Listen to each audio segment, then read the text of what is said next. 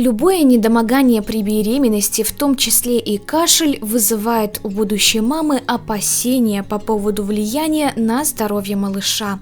Кашель, к тому же, вызывает сильный дискомфорт, часто донимает по ночам и мешает нормально выспаться. В обычном состоянии мы привыкли все проблемы решать с помощью таблеток, но во время беременности большинство лекарств противопоказаны. Главное, что следует помнить при возникновении кашля при беременности, что кашель – это не самостоятельное заболевание, а только симптом. Кашель может вызвать аллергия, раздражающее действие сигаретного дыма, бактериальные и вирусные инфекции. Поэтому необходимо обратиться к врачу и выяснить причину кашля, а потом уже начинать лечение.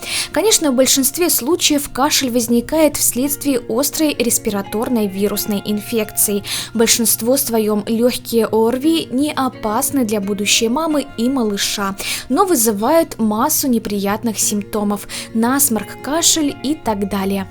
Особенно переживают мамочки на ранних сроках беременности, так как при кашле напрягается передняя стенка живота.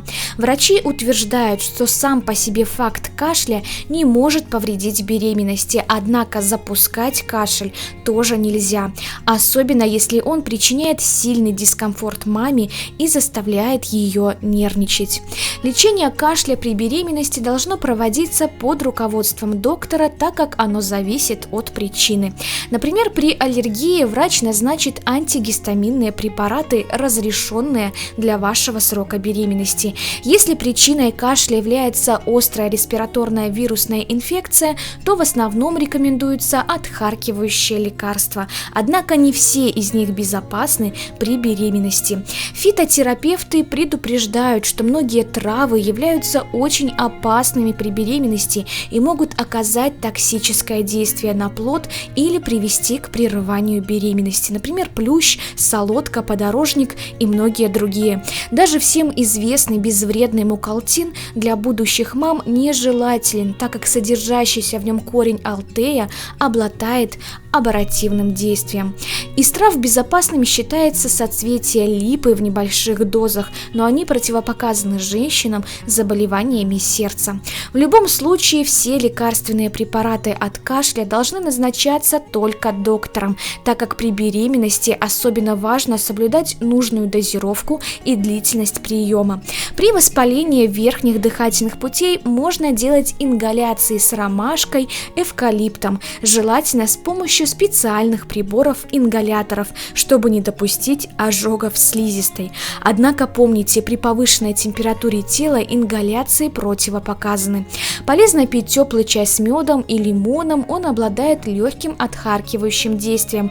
Также при кашле важно обеспечить в комнате, где находится беременная женщина, влажный прохладный воздух. Идеальная температура воздуха 20-22 градуса, а влажность 50-70%. Если влажность низкая, нужно включать увлажнитель воздуха.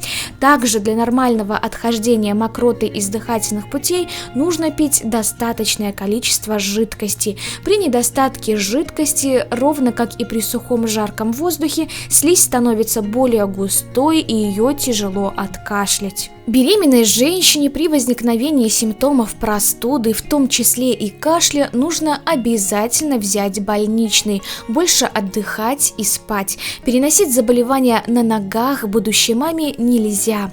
Так как кашель в большинстве случаев вызывается острыми респираторными вирусными инфекциями, будущей маме нужно постараться ограничить посещение людных мест во время сезонных вспышек заболеваний, избегать общения с заболевшими. Также важно мыть руки с мылом после улицы, посещения людных мест.